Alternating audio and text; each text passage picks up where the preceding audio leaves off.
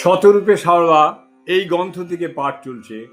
বিষয় শ্রীমা সারদা দেবীর আবির্ভাবের তাৎপর্য। স্বামী গম্ভীরানন্দ। পরবর্তী অংশ। সরলা আধুনিক শিক্ষাবিহীনা ও আভিযাত্রা আদি শূন্য শ্রীমাকে চিনিতে পারা সহজ নহে। শ্রীরামকৃষ্ণ জানিতেন যে ত্যাগৈশ্বর্যপূর্ণ বর্তমান যুগে শুদ্ধ সত্য পবিত্রতায় পরিপূর্ণ এই চরিত্রখানি সম্যক উপলব্ধি করা আমাদের শক্তির বাহিরে।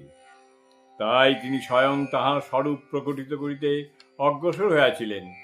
শিক্ষা দীক্ষা উদ্দীপনা ইত্যাদি অবলম্বনে শ্রীরামকৃষ্ণ তাহাকে ক্রমেই স্বীয় ভাব দ্বারাই পরিপুষ্টির জন্য উপযুক্ত আধার করিয়া তুলিতেছিলেন।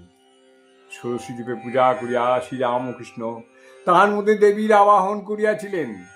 শ্রীমা সেদিন আরাধিত ও স্বরূপ সম্বন্ধে সচেতন হইলেও আপনার শক্তিকে যুগোপযুগই সক্রিয় করিবার সংকল্প গ্রহণ করেন নাই।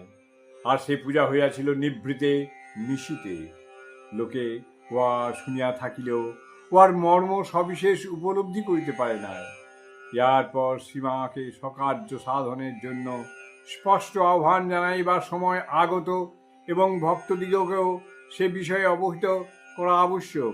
তাই শ্রীরামকৃষ্ণের লীলাবসানের পূর্ববর্তী কয়েকটি বৎসর ধরিয়া তাহার এই বিষয়ের চেষ্টা একটি সুপরিকল্পিত ধারায় পরিচালিত হইতে দেখা যায়। জয় মা, জয় মা।